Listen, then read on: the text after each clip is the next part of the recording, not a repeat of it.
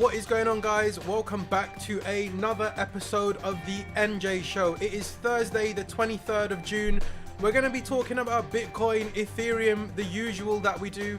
Got a few altcoins I want to talk to you guys about today. You've seen the headline. Luna is back in the headline once again. We're going to be talking a bit about Do Kwon, a bit about Cardano, a bit about Atom, and a little bit about other news revolving around cryptocurrencies. Three Arrows back in the mix once again with more going on with them. So stay tuned. We're going to start with Bitcoin and let's kick off the show. Let's go. Let me know in the chat where you guys are tuning in from. Let me know. We're going to kick off. Okie dokie. How is it going, everyone? How is it going? Got some regulars in the chat already. Got some regulars. Let's have a look. Okie dokie. We got Elizabeth, Brown Hulk, Khalid, Lena. Thank you for joining, Lena. We got Mo saying what's up, G. Khalid again. Lots of good comments. Gul, merhaba Gul. How's it going? Powers of 4. Let's go. And Trader Dank.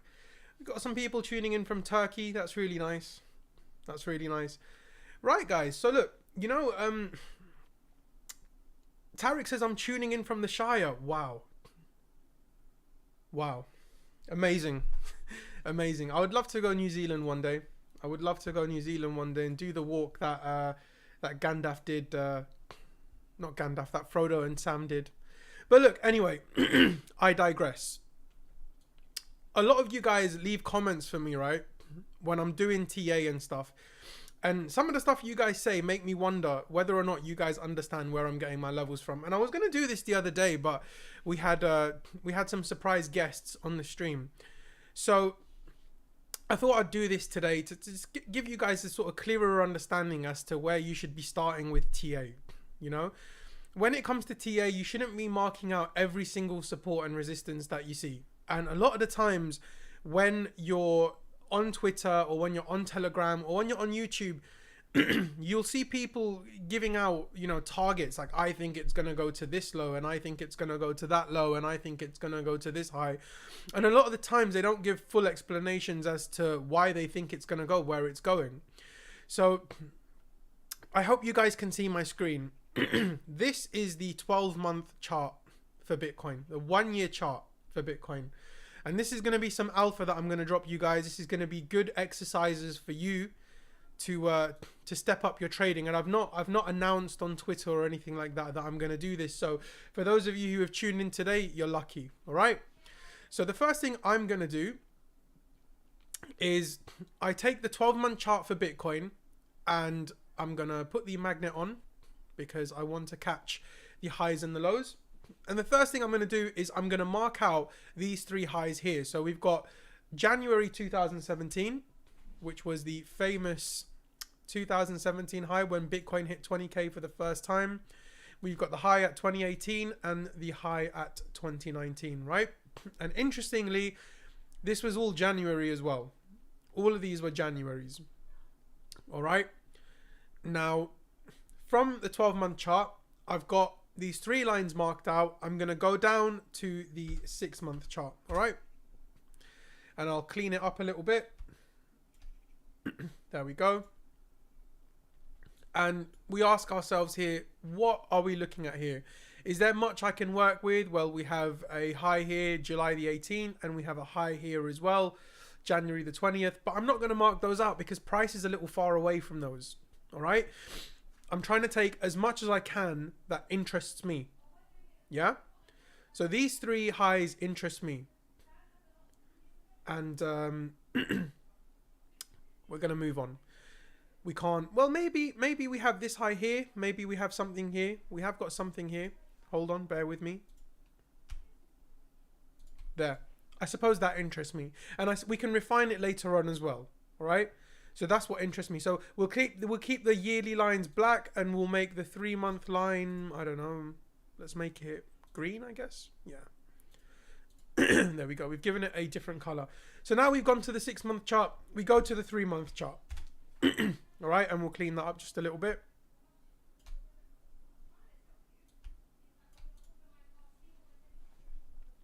And there we go. Now we've got the 3-month chart we've got the 6-month chart, we've got the yearly chart. Is there anything here that looks like it could be important to me? All right. Well, maybe, just maybe, I could take this. We're starting to get far away now, but I could take this.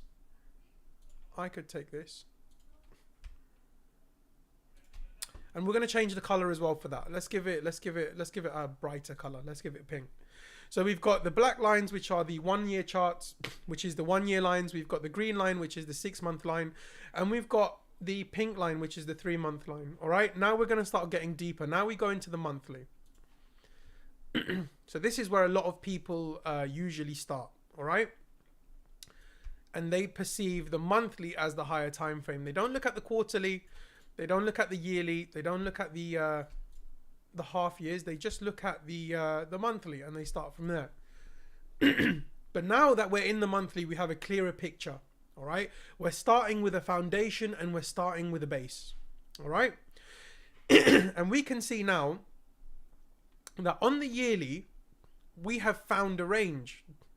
We found a range high, a range low, and what could technically be a mid-range. It's not exactly the 50%, but it's close enough. Okay, we could refine it. How would I refine it? Let's see, how would I refine it? Let's have a look. Not the fib channel, don't be a douche. Where is the... No, it's at the top. All right, so if I take here and I do this,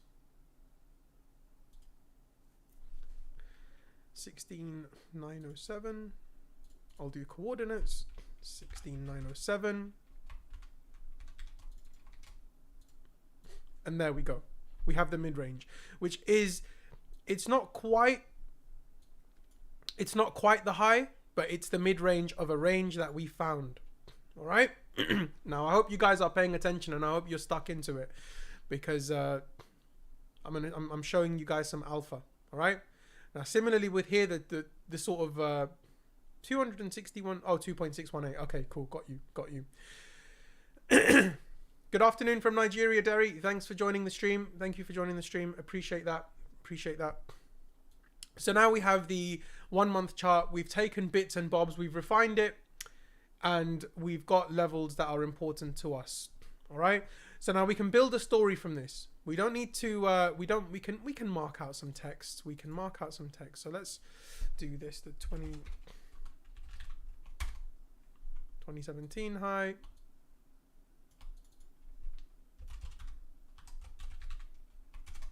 '18 high.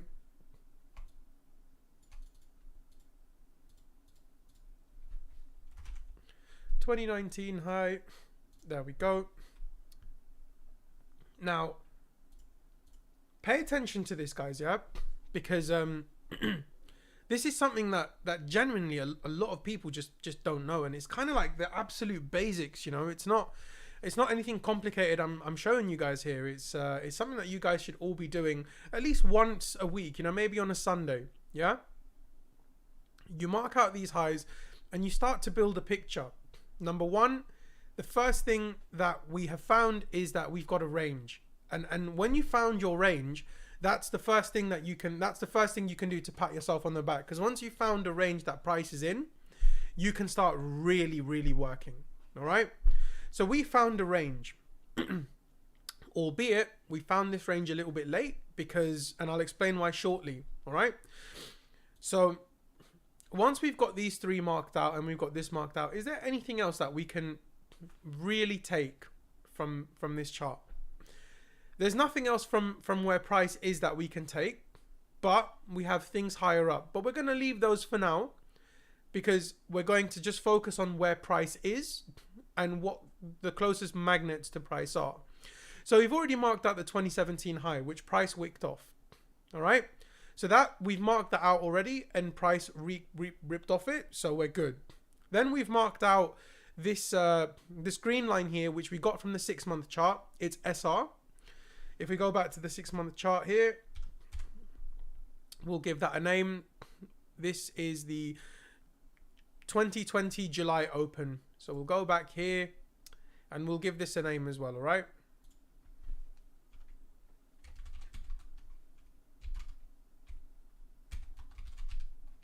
There we go. So now we have the 2017 high, 2018 high, 2019 high. We've got the July open. We've gotten a bit lucky. 2017 to 2019, we found a range there. We've got the 2020 July open, all right? And we've got a level above, which we found on the was it the monthly or the 3 month? Oh, the 3 month. This was the 3 month. Do we have a name for this as well? No, we don't have a name for this as well. I suppose we could call it the close and the open. Maybe we could call it July 21 open. That could be a range. This could be a range as well. I'm pretty sure Dank would give this a range, but we'll move on from there. We'll check that later. Oh God. Oh my God. We've got SC in the chat again. Unbelievable. Unbelievable. You guys are something else. Seriously, let me have a look at some of these chats. So we've got Yuki in the chat. We've got Mio in the chat. And we've got Trader SC in the chat. He says, yes, fam, just out for lunch, popping in to say hi. Thank you so much for popping in to say hi, bro. It really means a lot every time you do it. All of you, not just Trader SC, but all of you, whenever you guys come in and tune into my shows, and if you're learning something, that makes me happy. That's really making me happy. So I'm a bit disoriented this morning. I didn't have my morning coffee, but you guys put a smile on my face. So let's crack on with the TA so we can move on. We've got a lot to talk about today. You've seen the headline already. We have got quite a bit to talk about, but I'm going to give you guys this and then we're going to move on. All right. So you guys should be enjoying this. Take screenshots, you know, take notes or whatever you want to do. You can always rewind and watch the replay later, so it shouldn't be an issue. So we've got the July 20 open. All right. So now there's not really much I want to take from here because we've got a thin move here and a thin move down. Let's move on to the weekly. All right. So now the chart starts getting a bit more complicated. We start building a picture. We say, all right, the 2017 high was resistance. 2018 high was resistance. And it's funny how if we drag the 2018 high out here. Yeah, that's amazing. That's amazing. We've got the range high, the range low, and the mid-range. Amazing. That's pretty perfect. Let's give this mid-range a different color as well. I'm starting to get in the zone now. Hold on. Amazing. Amazing, amazing, amazing. I'm loving it. I'm loving it. So now we're on the weekly and things start to make more sense. All right. We had resistance here at in 2017. The first high that was formed before this deviation here. And this is something that SC covered, you know, SC covered this the other day. This is a deviation above the mid-range. All right. We deviated and we sold off. All right. And why is that important? Why is that important? I'll show you as part of the story because it all fits into one story. All right. We have the deviation here above this blue line, which is the mid-range. We sold off. Later on, the range low acted as resistance. Notice what happened here. We retested this blue line as the mid-range, broke up, and we pushed up. Now, there are a few ways to really look at this. There are a few ways to really look at this. Now, number one, if this was a 5-minute chart, if it was a 5-minute chart, wouldn't this be a retest of this range that we have here? That would give us a bullish sign, right? That would be bullish. Yeah? Because we've come below and then we did the shoot up and now we've come back to retest. So if we can show some bullish, boom. All right? That's what you typically see on a chart. Yeah? So what have we done? We've pushed up. We've pushed up. We broke out the range and we pushed up and we formed the first high here at 67K. We couldn't hold past that. We went all the way down. We established some sort of support. We pushed back up to 69K and we sold off. And now, where are we? That's what you got to understand. Where are we? We've got some new joiners that's joining into the show. If you guys are joining in the show, I've been doing a breakdown of Bitcoin. Make sure you rewind, start from the beginning, and look how I got these levels, all right? Because I've actually shown how I got these levels, and I don't want to repeat it. So rewind and have a look. Now, if you guys don't know what gaps are or thin moves are, I would strongly suggest that you go and look into it. All right. Liquidity gaps was something that I learned. It was one of the first things I learned. It's not an absolute in trading. It's just one of those things that are confluential. All right. So here we have a gap. We have a gap. Very thin move. Very thin move. I'll change this and make this a different color because we've got a deviation color here on the left. So what color should I give this? Let's give this purple. Yeah, that's nice. That's kind of sexy, isn't it? That's looking all right, you know. I'm liking that. All right, and we're gonna build our picture now. Now we've got a story that we can tell. Price came above. We got to 69k, broke down, and now we've broken down and we've retested that 2017 high. But look how it looks on the weekly time frame. It looks like we've literally come back and retested this this range, and we're holding above it. We're holding above it. All right. You know what? I'm gonna fucking tweet this. I'm gonna tweet this, and I'm gonna call this the picture that nobody sees. The picture that people don't pay attention to. All right. Now you see this gap here. Typically what happens is when gaps like this are formed, they usually get filled. They don't get filled straight away, but they do get filled. Even if this was a 5-minute chart, this whole move here would have been what, 4 or 5 hours? And then it eventually came in and filled it. But interestingly enough, it's filled that gap. It's wicked into pretty much the mid-range, the 2018 high. It got front run. Maybe a lot of people were waiting for it, but it pretty much got close enough and it tapped it. All right. And now we've closed above and it doesn't look like we're breaking down yet. It doesn't look like we've broken below this level here. What's this level here? It's called, this level here is 90. Well, no, that's not the 2017 high. It should be. Hold on, bear with me because it's different on every exchange. All right. So on this exchange, this is Binance. On some exchanges, it's 20,093. On the Binance exchange, it's 19,798.68. So if you guys can see that, take a screenshot and you can mark out your level. All right. Now this move has been filled. We're holding above the 2017 high. Now what would we need to do to sort of catch a trend reversal? Now for a trend reversal, we would need to get above the 2020 July open. All right, that's what we would need for a trend reversal. So technically we're still in a downtrend, but if we are not in a downtrend, then what would I look for a move up? Well, it's difficult to short this now because we've come off the 2017 high and we've not broken down. We've not closed below it. If we closed below the 2017 high, that's when we'd start getting scared. That's when we start panicking and we start saying, all right, now we need to really look for, 14K to be a possibility. 14K is a real possibility because we've broken below the 2017 high, but that's not happened yet. And if that's not happened yet, then where are we going? Because there's not enough price action here. This is the thin move and it's been filled out. It's been traded to. So what do we do now? Now we go into the daily. Excuse me, not the daily. We go into the 3-day. All right.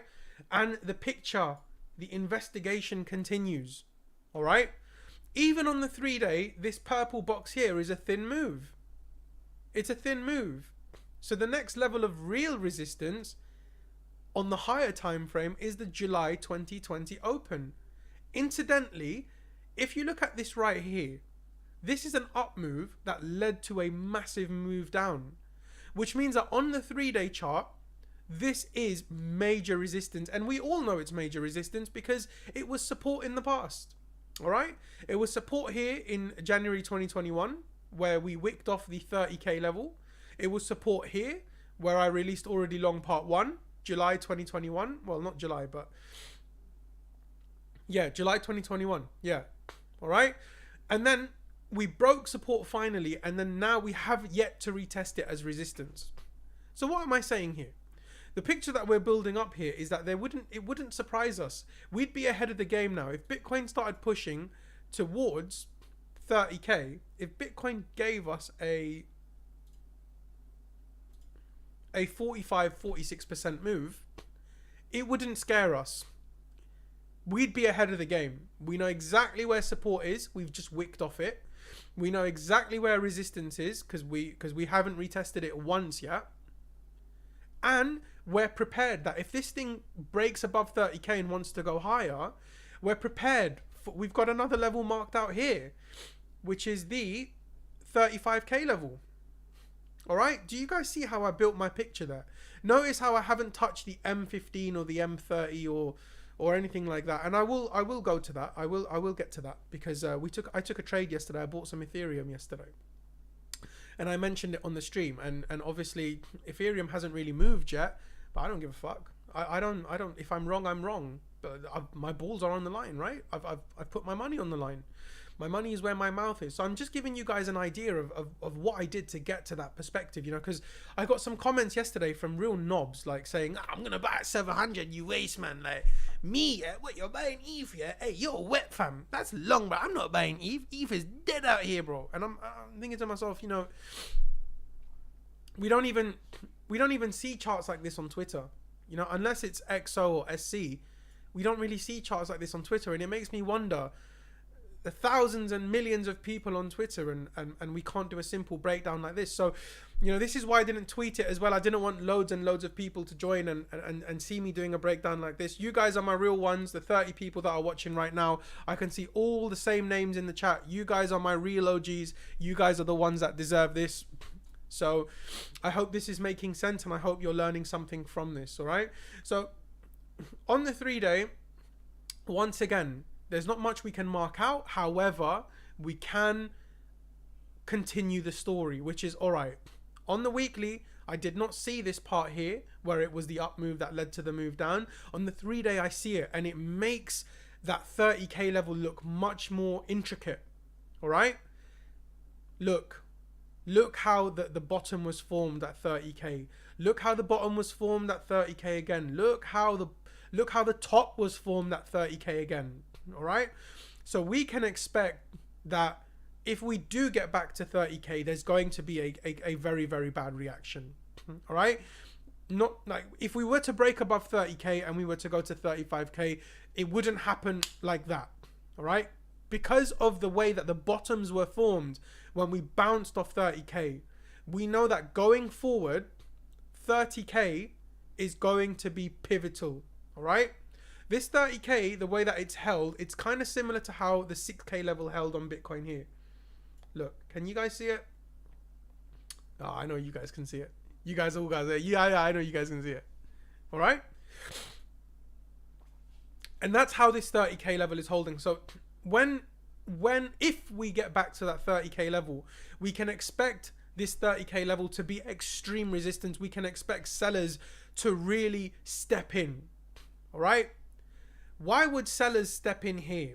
These are the questions that you've got to ask yourself when you're building a trade plan, when you're thinking to yourself, look, I want to trade. All we're doing right now is we've picked a direction. We know that the chart is going down. We know that we're selling off, but we've sold off now. So why are sellers gonna, like, give me reasons? I'm talking to the chart, and I'm talking to not myself, but I'm talking to the chart. I'm telling the chart, give me reasons. Look, I want a long and I want a short, but give me reasons. Give me confluence. Help me understand. All right? I'm not, look, Manib says it here. Everybody's desperate for a bottom. But Manib, honestly, I think that's not the right way to say it. Everybody's desperate for a trade. That's the issue that we're having here. Everybody's desperate for a trade. Everybody wants to jump in and lose their money. It's as though people are addicted to giving the market their money. I'm confused. You know what I mean? So we've now held this 2017 high. So immediately, now that we know we've held this 2017 high, it makes it difficult to short.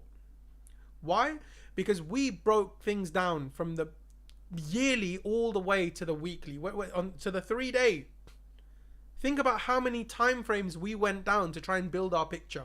All right, and still we've not had any sort of confluence to short this. We haven't found a single reason to short this yet. I haven't said go long yet. We haven't found many reasons to go long yet, but we found many reasons that this is support. So how can we short? All right, let's continue. The main thing to take away from this chart is the 3-day chart, the part of the 3-day chart that we got. So we got something from every time frame, right? What we got from the 3-day chart, and I can mark it out for you guys, but you guys are smart enough to say, oh, fucking hell, I'll mark it out. Gay. Hold on. Let's make this a different color too. All right. That's what we got from the 3-day chart. That this was the up move that led to the move down. This is going to be critical resistance, all right? And in fact, you know what? Fucking hell, I'll mark it. I'll do it like this. So for those of you who watch the stream, you guys will know that we're not just calling 30k resistance for the sake of calling it resistance. We're not just copying what everybody says.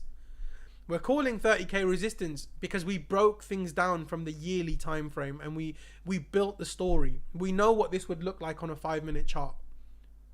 All right, cool. That's what we got from the 3-day. Now we move over to the daily. I love it when the chart looks like. I love it when the chart looks like this. All right, now the story is starting to look a little bit different now. All right, the story's starting to build here now. Now we're getting, ooh, I'm really liking this. All right, now we can start figuring out what's next, because we have more candles to play with. We've got more shapes to play with. We've got more structure to play with. We've got more levels to play with.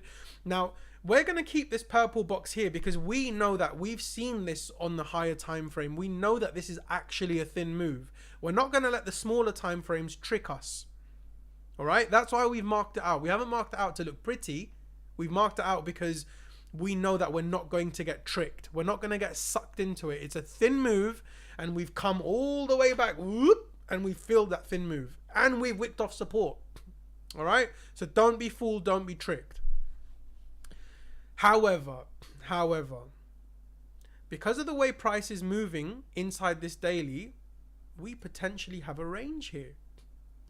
Let's look. Oh, fuck me. No. All right, there we go. Hold on. Yeah. So if I take out the high of 2020 and I do this,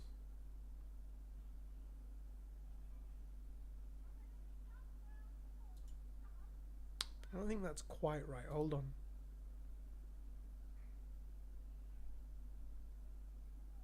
Bear with me. Something like this.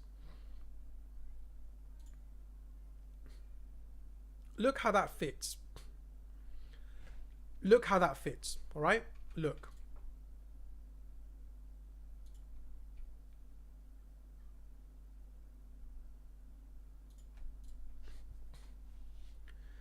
So what now? What now? What have I just done there? So I've identified a possible range. All right? A possible range here between the 2017 highs and July 2020 open. And it's not to fit my narrative, it's to help us understand the direction that price is going in. We've got a bit of a different story now. All right, now if we look at our story one more time, all right, I'm gonna have to squeeze it because my head's in the way. Do you guys want me to move my head out the way to make it easier? I can move my head out the way if it makes it easier. Let me know in the chat. All right, now on the daily time frame, yeah, we found resistance at 24k, and we pushed down. We needed a down move that caused the market to go up to the first high, which was 42k, 43k, 42k. All right, 42k. So we're going to mark out the mid-range between the 2017 high and the 30k level, which is the July 20 open, and that falls in at 20k.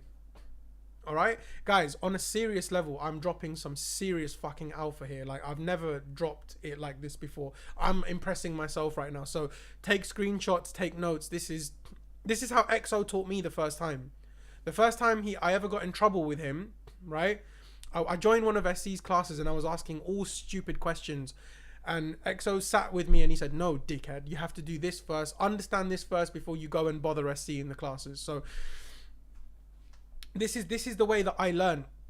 This is literally the way I learn. All right, we've got 37 viewers here. We had like 15 minutes ago. So look, for the new members who are joining the channel and joining the show now, I'm doing a breakdown on Bitcoin before I go into the news. The breakdown I'm doing on Bitcoin is a deep, intensive breakdown. You're gonna need to restart the video in order to understand and watch this. So please, if you're tuning in now, restart the video or take screenshots or whatever, because you're not going to understand if you're tuning in now. All right, so restart the video and watch it from there. Yep, Maneem says hit the like, mandem. Yes, please do hit the likes. We've already got a good amount of likes. We've got 37 watching and we've got 30 likes. Jeez Louise, you guys are awesome. Amazing, amazing, amazing. Right, let me not digress. I'll take one more toke of this amazing vape, and then we'll continue. Please, are you guys understanding the story so far? Let me know in the comments, because everyone's gone quiet. Yeah, I don't want to have my dick in my hand. Just make sure you guys are telling me in the chat, are you guys understanding this? Is this helping your trading?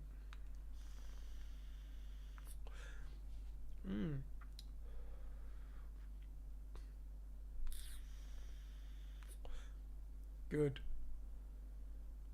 Good, good. All right, we're seeing some good comments in the chat. All right, good. All right, let's continue. Right. I'm not the GOAT, Aaron. Thank you, A. Paul, for the beautiful comment. The GOAT, but the GOAT is not, I'm not the GOAT. My mentors, Trader SC and Trader XO, are my brother, Dank. Well, he's my cousin, but he's literally my brother. He's a lot better than me at TA, and he's got a show after this as well. He's got a show in 45 minutes where he'll be covering TA and Bitcoin. So believe me, tune into Dank's show. I'm more of a basic version of XO, I'd say, you know, but I can help you guys. I can still help you guys a lot. I can give you guys the story. The story is what you're looking for, and that's the most important thing. You know, SC used to drill that into my head all the time. He used to say, Nas, it's context, not pattern. We'll be in a huge downtrend and I'll find an over-under pattern. I'll be like, bro, it's time to go long, innit? It's time to go long. And he'd just be like, oh, context. Why are you looking for longs if we're in a downtrend? Why can't you identify the trend? Identifying the trend is the first key step to trading. If you can't identify the trend, you gotta step back. Sometimes you'll see your favorite influencers saying, I've not got a clear read, and it's because they can't decide whether or not the price is at a pivot. It's indecisive. All right. So look, I found the mid-range here now on the daily time frame, and we'll mark it out. The blue lines are mid-range. All right. So let's do a key. All right. Let's do a key. So we've got we'll do it here. We'll do it here. And we'll mark these out. Sorry for the longness, guys. Mid-ranges.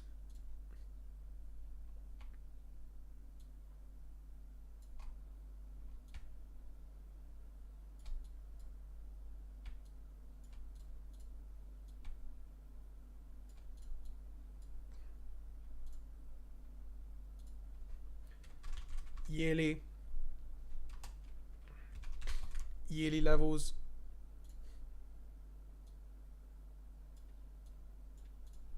And then we've got this. Well, we don't need to put this one out because we know that's the July 20 open. We'll do this. Fucking hell, what's my trading view doing? And then we've got this one here, which is the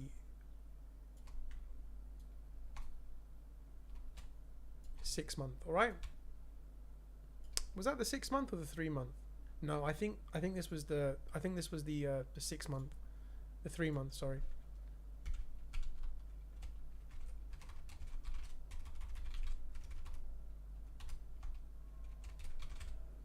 All right.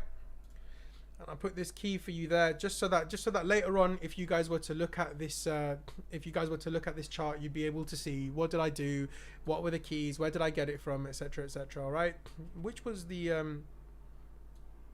all right, cool.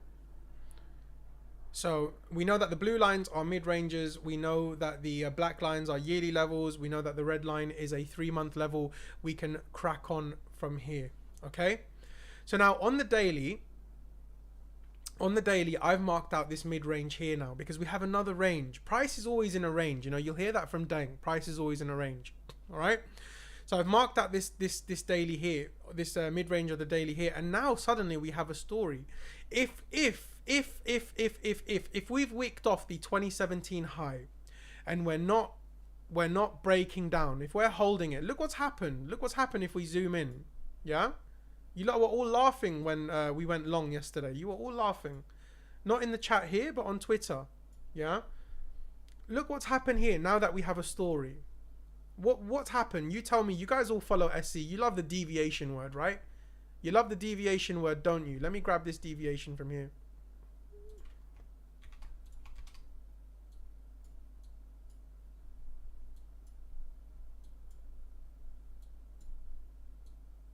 Bastard. 1 second.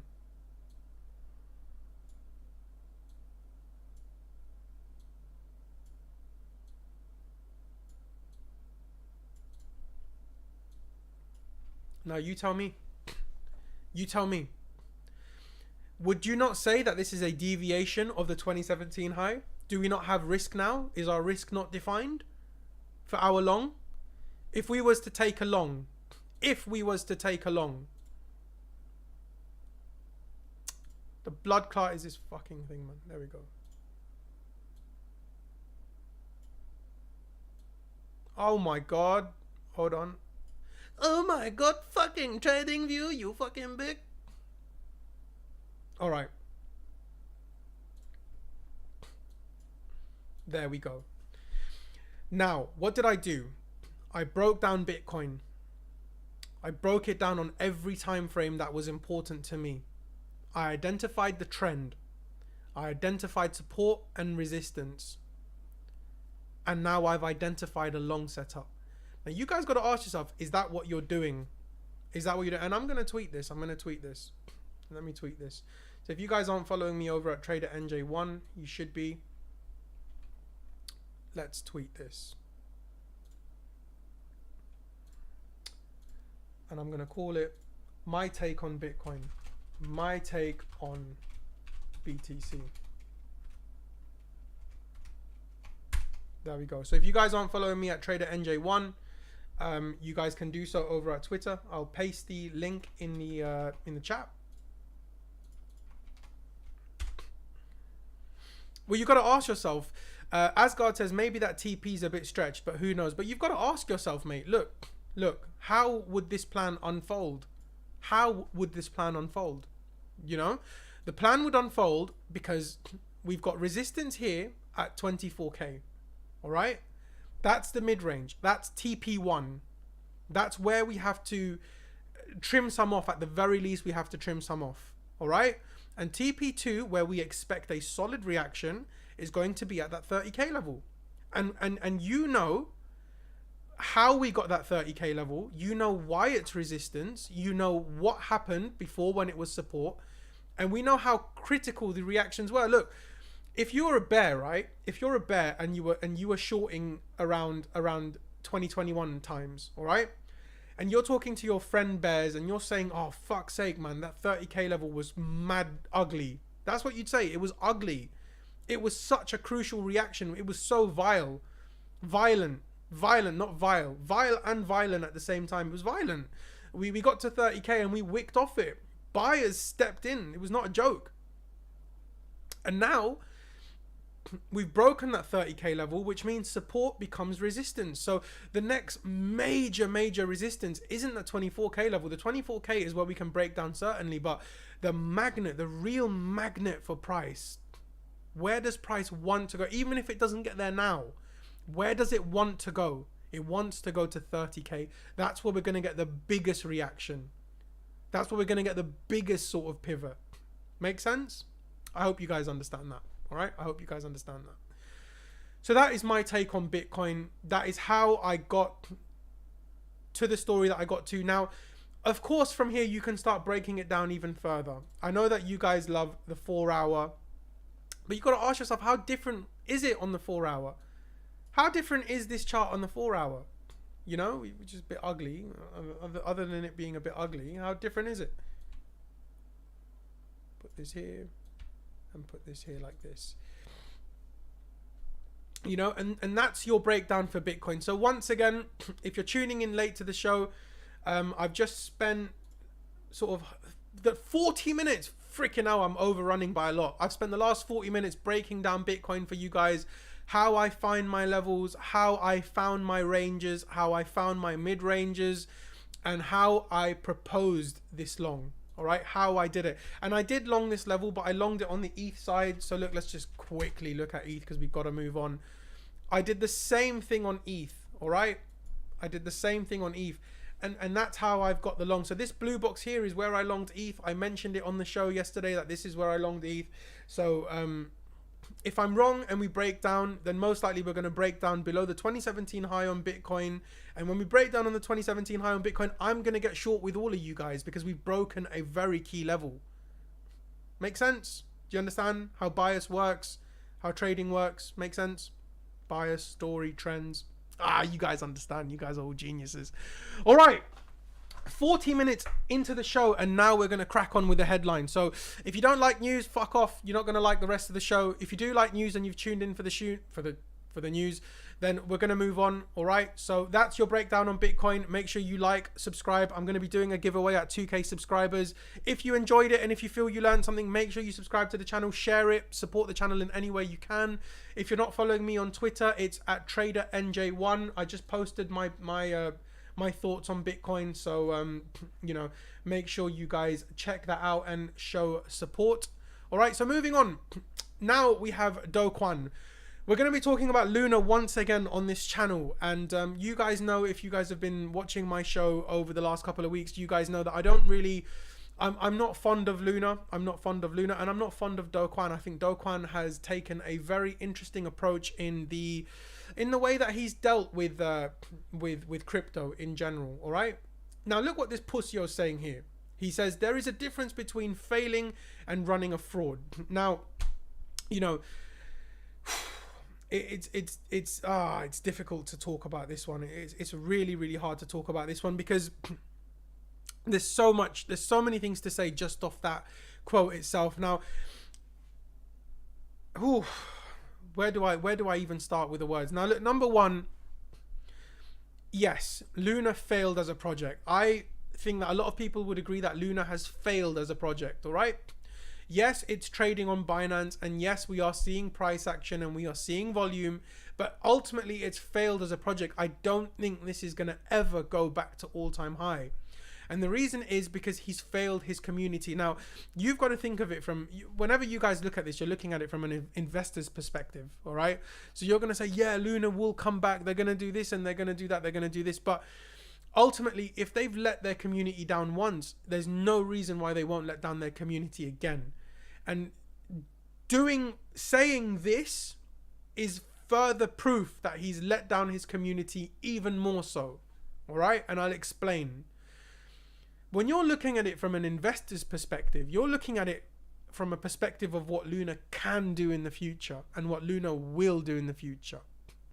You're not looking at it in terms of a week or a month. You're looking at it in terms of the next year, the roadmap for the next year. All right? But these guys over at Terraform Labs, they knew this crash was coming. They knew. All right? This guy took out $2.6 billion out of Luna. He sold the token. All right? He took that money out of the ecosystem. And now, even though he knew this was going to happen, and he's denying that he knew, and people are trying to sue him. Now look at him. He looks like he's sad. He looks like he's about to cry, fam. But he was on Twitter. Telling people that he's telling us that we're poor. He kept saying, have fun staying poor. If you're not longing my token, have fun staying poor. That's what he was doing. And now he's saying, oh, but you know, there's a difference between failing and running a fraud. No, my brother, you knew that this was going to happen.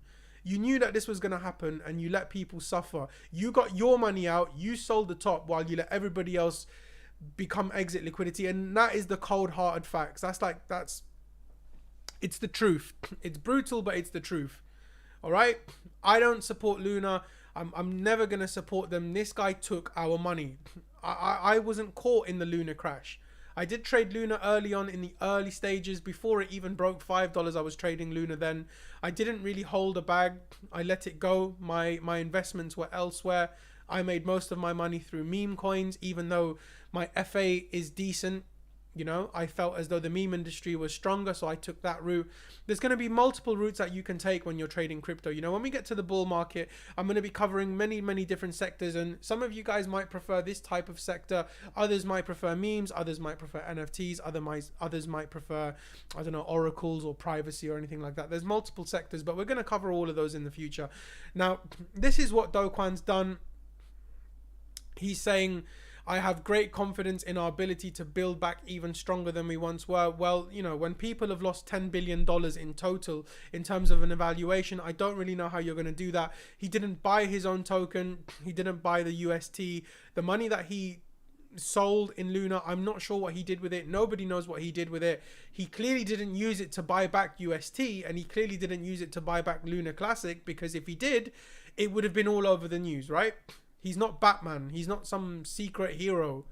He's, as far as I'm concerned, he's still got it, and he's still driving nice cars, and he's still living in nice fancy hotels and houses and whatnot, while we're suffering in the bear market trying to figure out what to do next. So if you guys are supporting Do Kwon, then you're in the wrong place. I don't support him at all. If he was on this channel, I don't really know how I'd interview him. I'd be so biased to the negative stuff. I wouldn't. I'm not a journalist. I'm reporting the news, but I'm not a journalist. This is a TA and an FA show. Of course I'm going to have to discuss the news, and of course I'm going to have to bring you the news, but you know, I'm entitled to my opinion, just like all of you guys are entitled to your opinion. I want you guys to be more open with your opinions. We've always got room for debates and whatnot in the chat. So, you know, everyone who's here right now, your opinion is not only entitled, but it's respected. For instance, even the breakdown that I did on Bitcoin, if you guys disagree with it, then you're safe. You're safe here on the NJ show. It's a respected opinion. All right. So my opinion is screw Do Kwon. I don't like him. This is not defamation. This is just factual. I'm taking facts, things that have happened, and I'm just simply repeating those and how I feel on the subject. So that is Do Kwon. We're going to move on. WeChat to prohibit accounts from providing some NFT and crypto services. So for those of you who don't know about WeChat, it's an app that's, I think, primarily used in China. I think it's used in China, and a lot of people send money to each other. They use it to like buy things at shops and whatnot.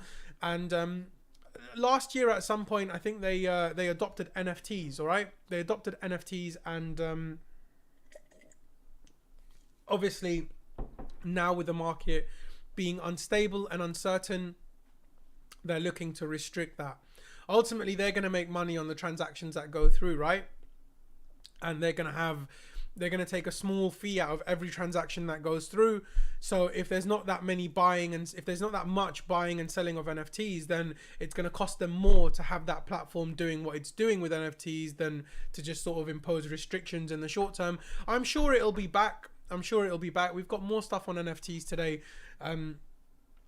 This is pretty much just because the market is where the market is. Market's nuked, you know? So these guys aren't going to be making that much money. And that's what this game is about. We're in the finance game. Crypto is finance. You are a finance person. If you're tuning in and you're studying crypto all day, day in, day out, you're a finance person.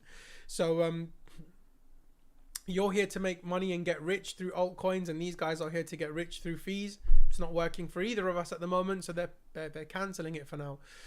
Moving on, Crypto.com scores approval from Singapore. Now I know Crypto.com. There's been a lot of controversy around Crypto.com. There's been a lot of, you know, happiness and hatred at the same time towards Crypto.com. But ultimately, they've been approved now in Singapore, and we can expect more to happen around the Singapore community for Crypto.com, which means there's going to be more crypto cards, there's going to be more crypto payments. And crypto payments is something that on this channel we've spoken about multiple times. Crypto payments is important. It is something that's going to be huge in the future, how we do it. And you know what, I'm going to be talking about eBay as well today. I think, is it next? No, it's not next. It's in two articles time. I'm going to be talking about eBay as well today. eBay is in the UK. eBay is widely used in the UK, and you know, take care Dank. Dank says he's got to head out and prepare for his stream, so make sure you guys tune in. It's in 15 minutes time. Make sure you guys tune into that. I'm gonna speed this up as well, so we can expect more from Crypto.com in terms of payments and whatnot going forward. So moving on, Cardano will launch its first light wallet called Lace. Now Cardano, I mean, I don't know what to say about Cardano. I think Cardano tried to reach for the stars a bit too soon. And this is the kind of news that we're going to get from Cardano. I don't really know what Cardano is doing, to be honest. I don't know if they're the future or if they're not. Cardano has such a big community and it has such a big big audience that they can sort of release anything and price just moves along with it. Now, you know, one thing that you're going to notice is obviously not a lot of people, but there are some analysts out there that are predicting a relief rally for Bitcoin and Ethereum. I'm one of those people that's predicting a relief rally. I'm not saying it's going to happen at this minute, but you know, I'm predicting a relief rally. I think that we've had a bearish run, and we've tanked so hard that relief isn't sort of hard to look for. Now, one thing that you're going to see is you're going to get a lot of news that's coming out. You know, these guys are launching, these guys are releasing this project is getting mainnet, this person is that, this person is that. You're going to get a lot of these bullish pieces of news that are coming out. Now, this is just one of those things where Cardano is releasing their light wallet, their lace wallet. So good for them, I suppose. Good for them. You can read this article on news.coinku.com. So if you guys want to check it out and get some more information as to what the wallet's about and the tech behind it, you guys can follow it on this website. Now, moving on, we've got some 3AC news here as well. 3AC, they took a loan from Voyager Digital for $650 million. Now, I think this was actually more, but I think they've been paying it off over time, but they've got 650 left.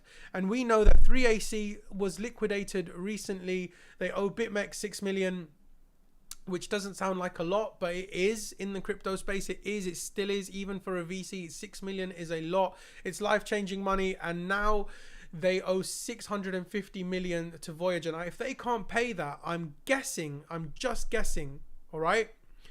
I'm just guessing that we're gonna hear official news that 3AC are gonna go into bankruptcy, because 650 million in this type of climate, it's not. I don't know how they're gonna get that money. These guys, I mean, Barcelona owed less. For you guys who watch football, for you guys who keep up with football, Barcelona Football Club are in the same situation where by June 30th they needed to raise $500 million euros, sorry, to get the club back in order. Very complicated financial situation, and it looks like 3AC are in a worse financial situation. So, you know, I personally, I'm saying it from here, I don't think 3AC can come back from this. If Voyager even make one step closer to a threatening sort of manner, I don't see 3AC coming back from this. So this could be the end of 3AC. It could be the end of 3AC. You know, Manib says Barca had to dump Messi. Yes, Barca had to dump Messi, but that was a year and a half ago, wasn't it? We're a year and a half later, and they still needed to raise that kind of money. They're still like $1 billion in debt. So, you know, Barcelona are a club, a prestigious club that go back years and years and years, and 3AC sort of only made their real debut in the last couple of years. So, you know, I'm not sure 3AC can survive this. This could be the end of 3AC. Moving on, eBay. eBay acquires leading marketplace in KnownOrigin. Now, eBay is it's not the equivalent to Amazon, but it is a massive player. The amount of times I've used eBay myself, and eBay is now building. They're going to look at creating a marketplace for NFTs. It's something that I would keep my eye on. It's one of those things in the bear market, you know, learning things like this in the bear market will keep you ahead very, very early as we exit the bear market. So this is something that I wanted to bring up. This is a huge company. They are worth a lot. They have a huge valuation. They're used a lot, especially in the UK. And now they are looking to expand into the NFT marketplace. So, you know, yesterday we had Uniswap doing the same thing. And just pay attention. Notice the pattern, all right? The pattern is that people are building in the bear market. And you've got to pay attention to who's building in the bear market, because that's going to help you make money as we exit the bear market, all right?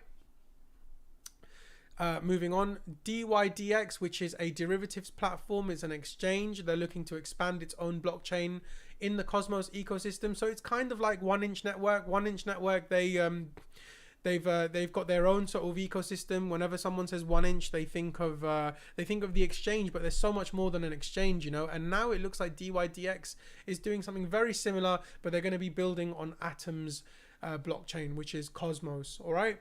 So again, something to look out for. We've got to pay attention to the altcoin projects that are building in the bear market, because they're going to give us an idea of, you know, what is going to happen in the future and how it's all going to work. You know, when we go long towards the exit of a bear market, when we see crypto doing well and we see Bitcoin starting to push up, money slowly entering back into the market, new money, it's going to be difficult figuring out which altcoins that we're going to long. All right.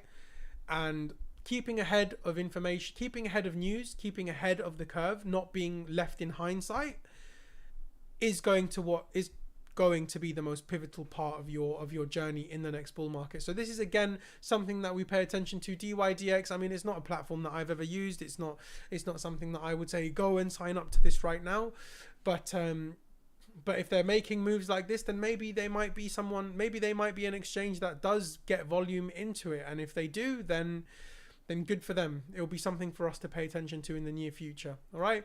Coinbase and Robinhood shares drop as Binance US cuts Bitcoin trading fees. Now, once again, Binance are trying to stay ahead of the curve. One thing that Binance did in 2017 is they became the best cryptocurrency exchange for spot markets at the very least.